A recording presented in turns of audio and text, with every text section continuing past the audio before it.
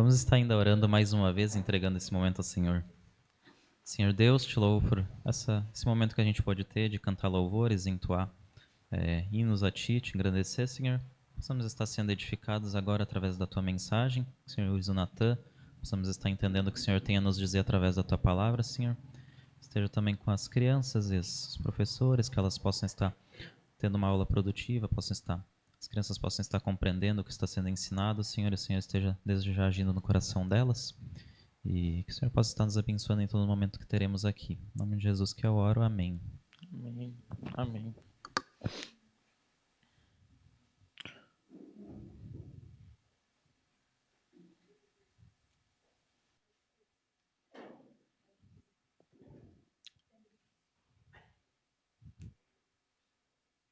Boa noite, amados irmãos. Gostaria de convidar que você abra sua Bíblia no Salmo de número 21. Salmo 21.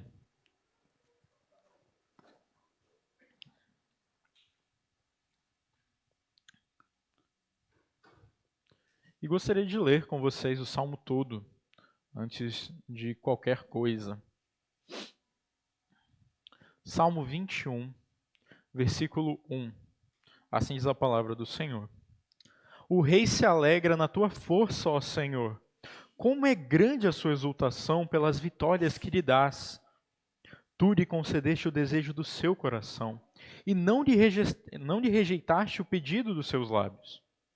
Tu o recebeste dando-lhe ricas bênçãos, e em sua cabeça puseste uma coroa de ouro puro.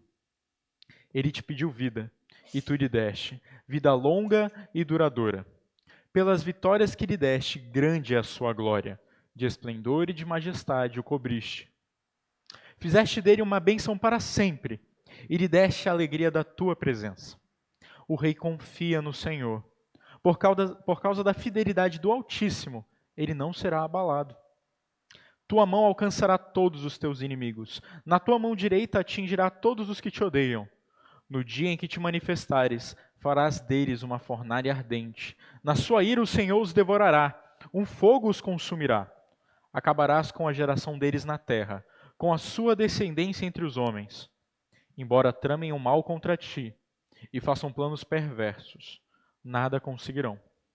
Pois tu os porás em fuga quando apontares para eles o teu arco. Sê exaltado, Senhor, na tua força. Cantaremos e louvaremos o teu poder. Assim diz a palavra do Senhor. Vamos orar novamente. Nosso Deus e Pai, Senhor, nós te agradecemos pela tua palavra. Nós te agradecemos, Senhor, por poder aprender mais de ti, poder nos alegrar contigo e ter esperança, meu Pai. Senhor, nos abençoa nessa noite, me abençoa, para que eu venha falar o que a Escritura diz e abre os nossos corações. É o que nós te pedimos, em nome de Jesus. Amém. Na semana passada, nós expomos e estudamos juntos o Salmo de número 20.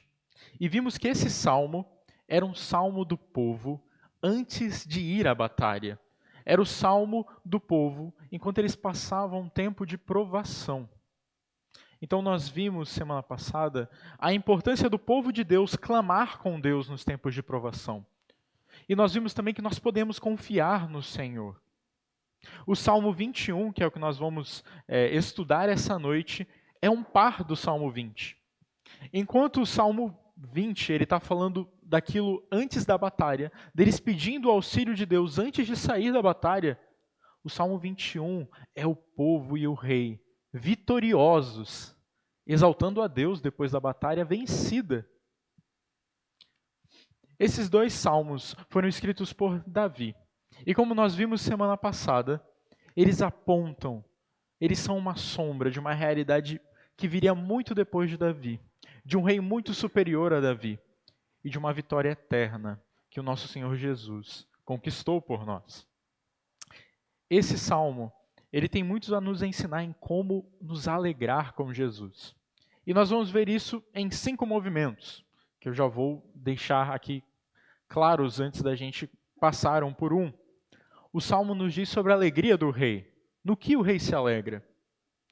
O Salmo nos diz das bênçãos que o rei recebeu. O Salmo ele vai nos falar por que o rei confia em Deus. O Salmo vai nos dizer, em quarto lugar, a vitória final do rei. E em último lugar, o Salmo termina com uma exaltação final. E nós vamos ver como cada um desses movimentos falam sobre o rei Davi e sua vitória, mas como eles apontam para Jesus, que é um rei muito superior e com uma vitória eterna. Amém? Então eu gostaria de começar lendo os versículos 1 e 2 e vendo a alegria do rei pela vitória. Versículo 1 e 2 diz o seguinte: o rei se alegra na sua força, ó Senhor. Como é grande a sua exultação pelas vitórias que lhe dás. Tu lhe concedeste o desejo do seu coração e não lhe rejeitaste o pedido dos seus lábios. Davi começa mostrando que o rei se alegra no Senhor. O rei se alegra na força do Senhor, mais especificamente. Por quê? Porque a vitória foi vencida e o rei sabe que a vitória não foi vencida pela força do seu braço. Semana passada nós vimos o versículo em que diz que o povo de Deus não confia nos carros de guerra, não confia nos cavalos, eles confiam no Senhor. Então, o rei se alegra na vitória que Deus deu para ele. O rei se alegra na força de Deus. Não foram os carros, não foram os cavalos que os levaram à vitória, mas foi o Senhor Deus. Mas ele não só mostra alegria, ele louva a Deus. Ele exulta pelas vitórias que Deus dá. E, por fim, no versículo 2, ele relembra que Deus atendeu às suas orações. Deus ouviu o desejo do coração do rei. Deus ouviu o que saiu dos lábios do rei e atendeu os seus pedidos.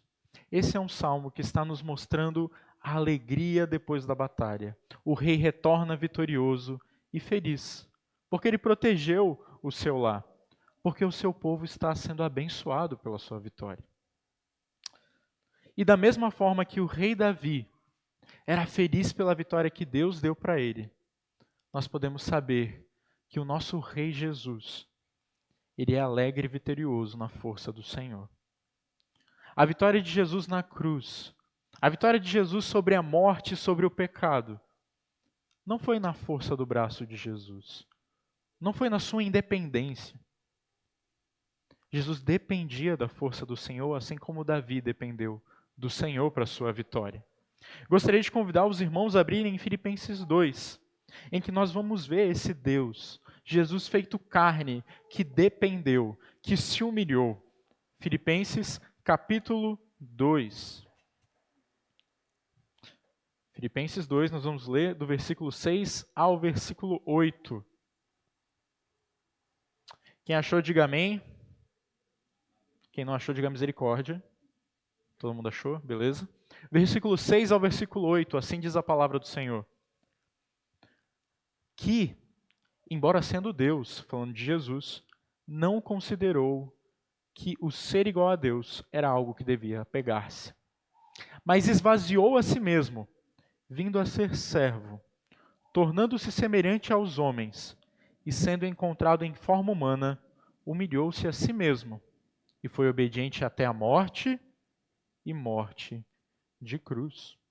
Jesus é o nosso rei, mas ele é um rei que viveu uma vida de homem, é um rei que tomou a posição de servo, e que dependeu do Senhor. Ele foi obediente a Deus.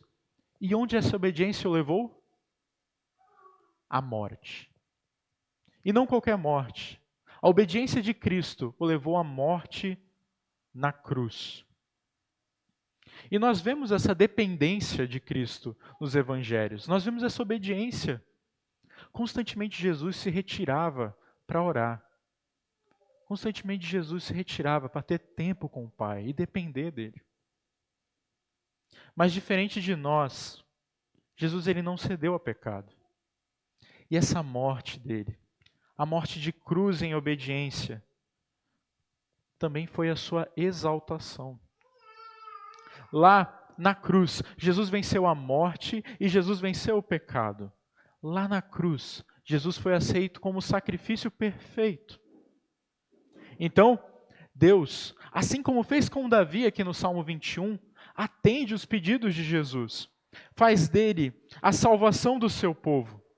Faz dele o rei de todos nós. Deus atende o pedido de Jesus, como atende os pedidos de Davi. E, assim como Davi, Jesus é feliz em sua vitória. Mas eu gostaria de conversar um pouco sobre a vitória, sobre a felicidade de Jesus. Porque Jesus, ele não é feliz da forma que nós somos felizes. A felicidade de Jesus é uma felicidade diferente da nossa, se você parar um pouco para pensar. Jesus, antes de virar homem, na eternidade, no seu relacionamento com o Pai e com o Espírito Santo, ele sempre foi feliz. E foi plenamente feliz. Mas como nós vimos aqui em Filipenses, ele se tornou homem. Ele foi humilhado, se tornou servo. E nós sabemos que ele experimentou a tristeza, como nós também experimentamos. Se você bem lembra da cena do Getsemane, ou do Getsemane, tem pessoas que falam diferente, Jesus suou sangue e ficou profundamente angustiado. Jesus compartilhou da nossa tristeza. Mas esse não era o destino final de Jesus, essa tristeza e essa angústia. Hebreus 12:2 nos diz que Jesus tinha em vista uma alegria proposta muito maior. E por causa dessa alegria ele suportou a cruz. Então, esse Cristo que experimentou a tristeza, ele tinha em vista uma alegria muito maior. E que alegria é essa? Depois que ele venceu a morte, depois que ele venceu o pecado, que ele ressuscitou, ele foi assunto aos céus, está à direita do Pai. E lá, Jesus é eternamente feliz. E lá, ninguém pode roubar a alegria de Jesus. Meus irmãos, a sua alegria e a minha alegria podem ser tiradas em um momento ou outro. Nós podemos estar felizes no momento, 5 minutos depois brigar com a esposa ou brigar com alguém e ficar bravo. A gente pode estar feliz no mesmo dia e depois, por causa de um sofrimento, por causa de alguma angústia, nós ficamos tristes e profundamente magoados. Jesus não. Jesus nos céus, ele é plenamente feliz. Nada pode roubar a alegria de Jesus. A alegria de Cristo é diferente da nossa. E ela vem da glória que foi dada a Deus na sua vitória contra o pecado. Então, a primeira coisa que o Salmo nos mostra é que o rei Davi era feliz na sua vitória. Isso nos mostra que Jesus é plenamente feliz também na sua vitória contra o pecado. Na segunda parte desse salmo, nós vamos ver as bênçãos que são dadas ao rei Davi. Versículo 3 até o versículo 6. Gostaria que vocês lessem comigo. Diz assim a palavra do Senhor. Tu o recebeste dando-lhe ricas bênçãos, e em sua cabeça puseste uma coroa de ouro puro. Ele te pediu vida, e tu lhe deste vida longa e duradoura. Pelas vitórias que lhe deste, grande é a sua glória. De esplendor e majestade o cobriste. Fizeste dele uma grande bênção para sempre. E lhe deste a alegria da tua presença. E lendo de cara, nós já sabemos aqui que Davi, ele está escrevendo de alguém muito maior que ele. Essa roupa dessa glória, dessa honra, escrita aqui nesse salmo, não serve em Davi.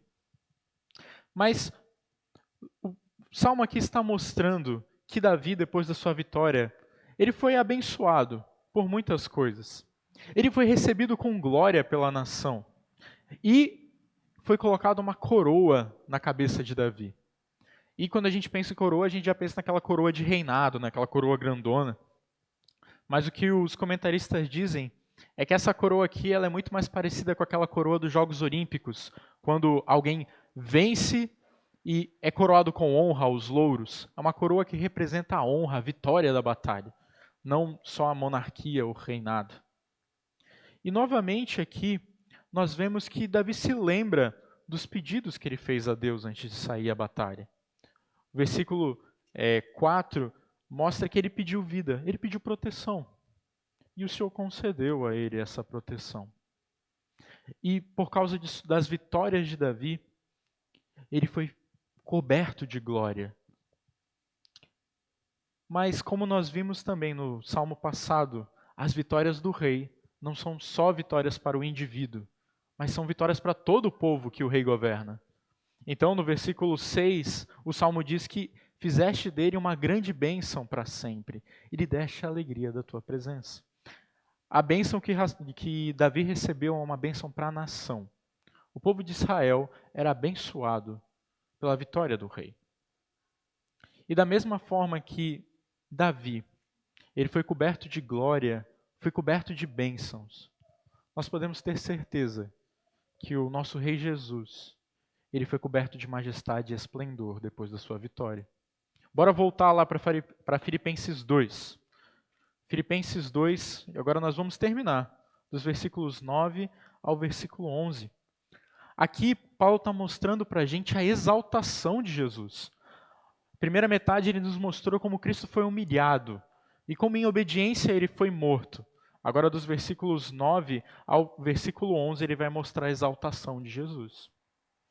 Versículo 9 diz assim: por isso, por causa da sua morte, Deus o exaltou à mais alta posição e lhe deu o nome que está acima de todo nome, para que ao nome de Jesus se dobre todo o joelho, nos céus, na terra e debaixo da terra. E toda língua confesse que Jesus Cristo é o Senhor. Esse salmo ele me faz pensar a glória de Cristo depois de vencer a morte e o pecado. Imagine como Jesus foi recebido nos céus, na eternidade, depois de vencer a morte e o pecado. Tem um salmo que eu gosto muito, que é o Salmo 24, ele é logo em seguida, em que ele narra os portões eternos sendo abertos para o rei entrar. O Salmo 24 diz: abram-se, ó portais, abram-se portas eternas, para que entre o Rei da Glória. Se Davi foi glorioso nas suas vitórias militares, quanto mais Jesus é glorioso por vencer a morte e o pecado. Quanto mais Jesus foi coberto de glória. Mas eu queria chamar a sua atenção no fato de que o Salmo fala que o rei é feito uma bênção eterna. E assim como Davi, Jesus é feito uma bênção eterna para nós, para o seu povo. O fato de Jesus ter vencido a morte e o pecado faz com que nós compartilhemos dessa vitória. Faz com que o seu povo possa desfrutar dessas bênçãos. Como assim? Se Jesus venceu a morte e o pecado, eu e você temos a oportunidade de vencer a morte e o pecado. Quando um de nós fecha os olhos, quando um de nós parte daqui, nós podemos ter confiança que ele vai ser recebido nos céus por Jesus. Não porque ele mereceu, mas porque o nosso rei, ele entrou primeiro nesses portões eternos. Amados, nós compartilhamos das bênçãos de Jesus. O nosso rei é feito uma bênção eterna para nós. Nós somos o povo mais abençoado do mundo, porque nós temos o rei mais vitorioso do mundo. E o versículo final aqui que eu estou trazendo, que é o versículo 6, ele vai dizer que ao rei foi dada a alegria da presença do Senhor. E eu espero que você se lembre um pouco do que eu falei sobre alegria no ponto passado, porque o que eu gostaria de trazer agora é que a alegria de Jesus, ela também é compartilhada conosco. Essa alegria de Jesus eterna, ela também escorre para a vida dos seus filhos, para a vida dos seus súditos. Ele não é um rei triste, ele é um rei eternamente alegre. E mais para frente nós vamos ver como essa alegria, ela impacta nas nossas vidas. Mas o rei, ele não só foi abençoado, mas agora nós vamos ver a expressão de confiança desse rei. Versículo 7 diz o seguinte: o rei confia no Senhor. Por causa da fidelidade do Altíssimo, ele não será abalado. Então o Salmo ele prossegue. Ele nos mostrou que o rei é feliz. Ele nos mostrou que o rei é um rei abençoado. E agora o rei ele declara sua confiança. Ele fala por que nós podemos confiar nisso. O rei ele pode confiar nisso, porque quem garante essas bênçãos é o próprio Deus. Amados, da mesma forma, a gente pode ter confiança nas bênçãos de Jesus na nossa vida e da vitória de Jesus na nossa vida, porque o fundamento dela não sou eu, nem é você,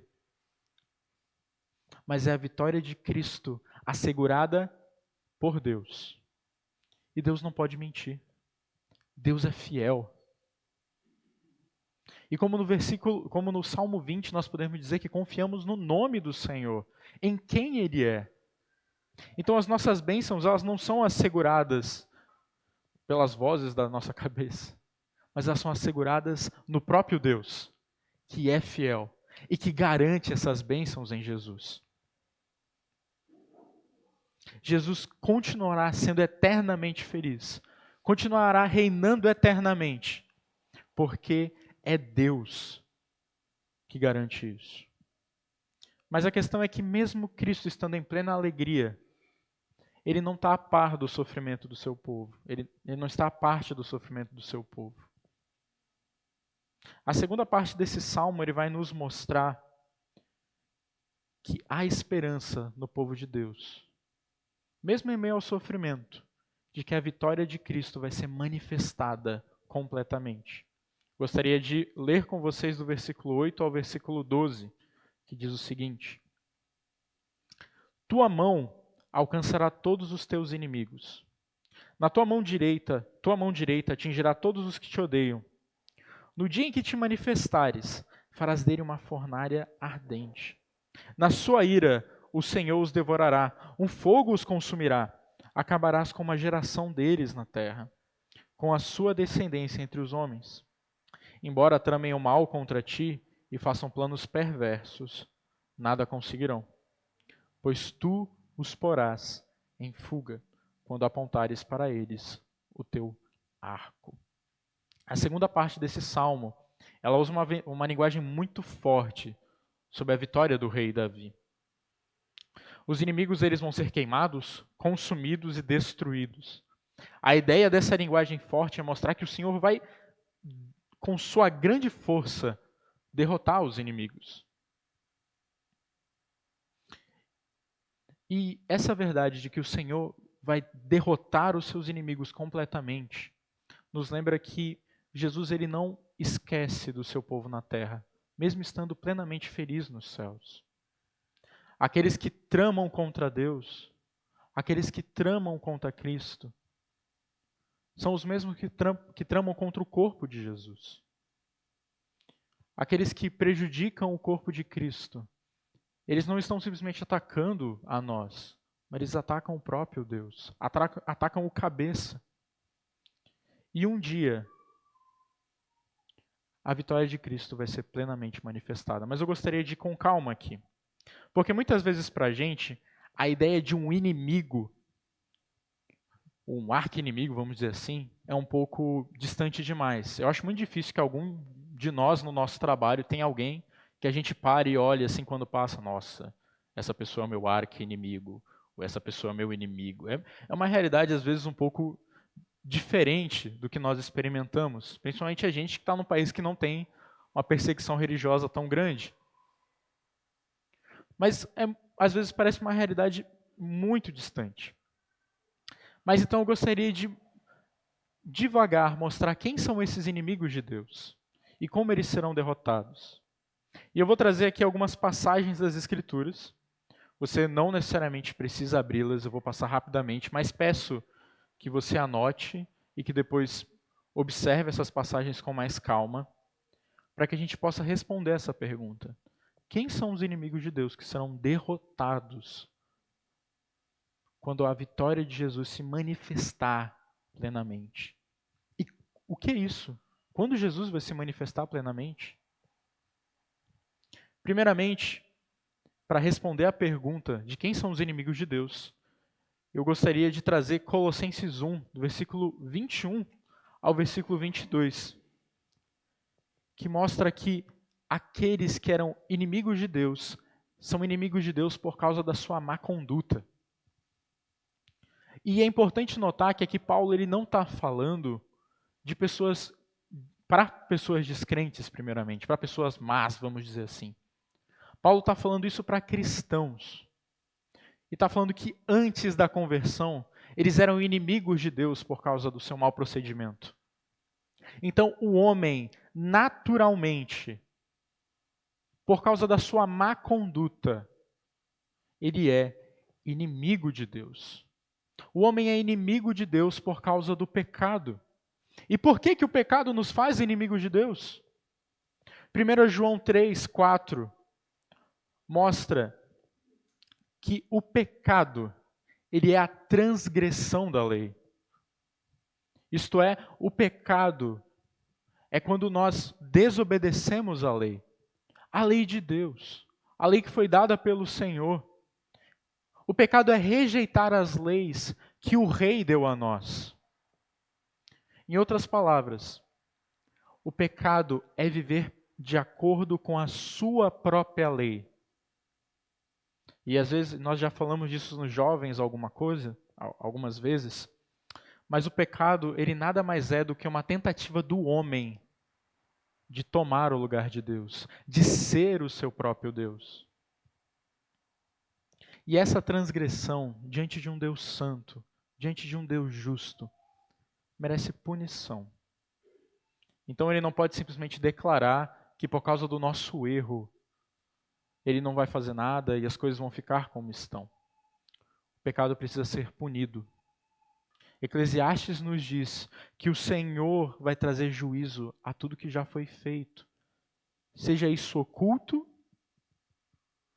seja isso ruim, ou seja isso bom. O Senhor vai julgar todas as coisas.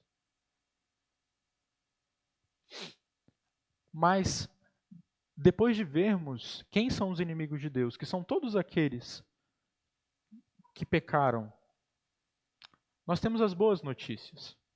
A gente tem que lembrar que nós temos um rei vitorioso, que Deus enviou o seu único filho para pagar a dívida no lugar do pecador. O pastor ele tem trabalhado nos domingos de manhã, nos primeiros domingos do mês, o dilema do perdão de Deus. É uma das coisas que ele tem falado. E o Senhor resolve esse dilema, e o pastor vai trabalhar isso com maior profundidade. Mas em Cristo, aqueles que antes eram inimigos de Deus, são tornados seus filhos. Por causa do nosso mau procedimento, nós éramos inimigos, mas Jesus morre por esses inimigos. Nós tínhamos uma dívida, mas Jesus paga essa dívida. Jesus recebe o julgamento de Deus e o castigo que nós merecíamos. E aqui a gente vê a grandeza da cruz.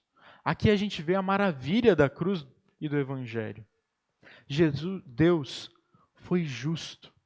Deus colocou em Cristo o castigo pelo nosso pecado. Cristo se fez pecado por nós. E Ele é morto nessa cruz. Mas no terceiro dia, Jesus ressuscita. E a ressurreição nos mostra que o sacrifício de Jesus foi aceito. A ressurreição de Jesus nos mostra que nós temos esperança. Então, antes que Jesus venha e traga o julgamento derradeiro, que Ele venha e julgue todos, nós temos a cruz. Nós temos a mensagem da cruz de amor e graça para revelar às pessoas. E diante dessa mensagem, não tem alguém que pode ser imparcial, não tem alguém que não pode tomar uma posição. Então, ou o homem continua sendo inimigo de Deus, ou o homem crê no sacrifício de Cristo e se torna súdito do Rei, se torna filho de Deus. Esse salmo ele nos lembra que o juízo sobre os inimigos de Deus é verdadeiro. Então, a pergunta que nós devemos fazer não é simplesmente, então quem são os inimigos de Deus? Mas a pergunta é, qual a posição que nós tomamos diante do Rei? Nós prosseguimos como inimigos de Deus? Ou nós nos tornamos súditos e cremos no sacrifício desse Rei e viramos seus filhos? e para aqueles que já são filhos de Deus, e para aqueles que já são súditos desse rei, a verdade de que haverá um dia em que Cristo vai voltar, em que os inimigos de Deus serão derrotados, e que o povo de Deus vai ser levado em segurança ao seu reino, nos dá esperança. E assim nós caminhamos para o último versículo, que é o louvor final. Versículo 13 diz o seguinte: Sê exaltado, Senhor, na sua força. Cantaremos e louvaremos o teu poder. O salmo se encerra de uma forma muito parecida como ele termina. Ou com a forma que ele começa, perdão. Assim como o Salmo 20 também termina da forma muito parecida como ele começa. É um louvor alegre, exultante, com esperança. E nós passamos aqui por muitas coisas. Nós vimos que o Rei Jesus ele é alegre, ele é vitorioso, que ele é abençoado e sua bênção escorre para as nossas vidas. Nós vemos que a gente pode confiar nessa bênção porque o fundamento dela é o próprio Deus, a fidelidade de Deus que está em jogo. E ele é fiel. Nós vimos também que, embora o Senhor Jesus seja vitorioso, ele esteja nos céus em plena alegria. O povo de Deus que está aqui na terra e que sofre, ele tem esperança que um dia ou nós vamos chegar aos céus através da nossa morte, desfrutar dessas bênçãos, ou essa vitória vai ser manifestada aqui e os inimigos de Deus vão ser derrotados. E eu gostaria que a pregação se encerrasse da mesma forma que o Salmo se encerra. É uma esperança, é uma alegria exultante. Porque se você ainda não entendeu as bênçãos de Jesus, a vitória de Jesus toca na nossa vida. O reino de Deus, ele é presente na nossa vida através da vitória de Jesus.